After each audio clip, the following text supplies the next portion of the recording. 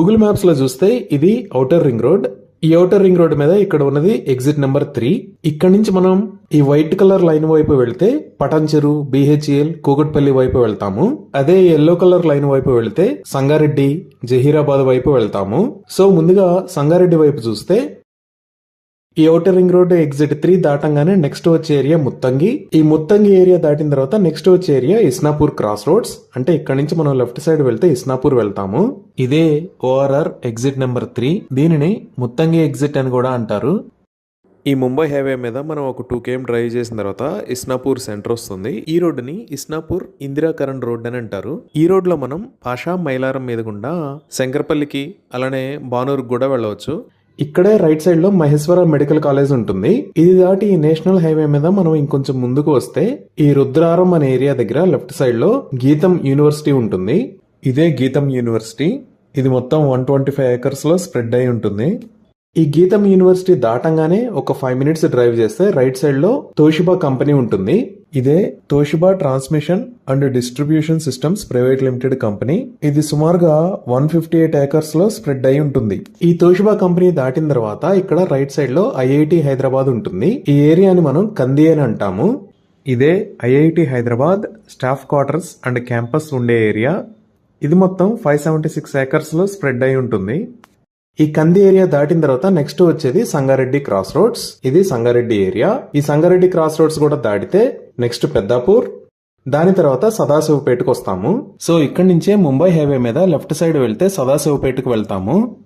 ఈ right side లో ఉన్నది ముంబై హైవే బైపాస్ రోడ్. మీరు లెఫ్ట్ సైడ్ లాంగ్ లో సదాశివపేట ఊరిని చూడొచ్చు.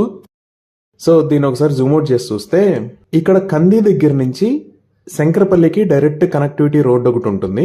అలానే సంగారెడ్డి క్రాస్ రోడ్స్ దాటిన తర్వాత ఇలా వస్తే మెహతాబ్ ఖాన్ గూడెంకి టచ్ అవుతాము. ఈ సదాశివపేట నుంచి ఇలా వస్తే మోమిన్పేటకి టచ్ అవుతాము. అంటే ఇటువైపు మోకిలా, శంకరపల్లి, మెహతాబ్ ఖాన్ గూడెం, మోమిన్పేట వైపు నుంచి ఎక్కడి నుంచి అయినా సరే మనం ఈ ముంబై హైవేకి కనెక్ట్ అవ్వచ్చు. ఈ సదాశివపేట దాటిన తర్వాత ఇక్కడ సూరారం అనే ఏరియాలో ఎంఆర్ఎఫ్ వాళ్ళది ఫ్యాక్టరీ ఉంటుంది. ఇది ఎంఆర్ఎఫ్ టైర్ మ్యానుఫ్యాక్చరింగ్ ప్లాంట్. ఇది సుమారుగా 120 acres లో స్ప్రెడ్ అయి ఉంటుంది. ఇది కూడా దాటితే మనకి కంకోల్ అనే ఏరియాలో ఓక్సన్ యూనివర్సిటీ ఉంటుంది. ఇదే ఓక్సన్ యూనివర్సిటీ. ఇది మొత్తం 250 acres లో ఉంటుంది. ఇక్కడ గ్రాడ్యుయేషన్ మరియు పోస్ట్ గ్రాడ్యుయేషన్ రిలేటెడ్ కోర్సెస్ ఉంటాయి. సుమారుగా 1500 మంది స్టూడెంట్స్ ఉన్నారు.